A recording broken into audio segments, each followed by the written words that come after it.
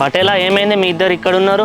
ఏం లేదురా రాము, చెల్లె పొలాలు చూస్తా అంటే తీసుకొని వచ్చిన. ఎటు వేస్తున్నావురా నువ్వు? ఆ చెరువు కింద ఉన్న 5 ఎకరాలు నాటేస్తాను కదా, ఎల్లుండి ఆ దున్నిచ్చేస్తాను పటేలా. సరేరా రాము, మళ్ళీ ఏదైనా ముచ్చట వచ్చిందమ్మా? అది ఇక మొన్న గట్లా జరిగిన కాంచెల్లి మీ ముచ్చట ఏం వస్తలేదు పటేలా. సరేరా రాము, ఇప్పుడు ఎటు పోతున్నావు? ఇంటికి వెళ్తున్నావా? అవును పటేలా, ఇంటికి పోయి అన్నం తిని మళ్ళీ ఆ పొలం కాడి పోయేస్తా. చెల్లె నువ్వు ఒక్కదాన్ని ఇంటికే వెళ్తావు, ఈ రాముగారితో వెళ్ళు. సరే అన్న.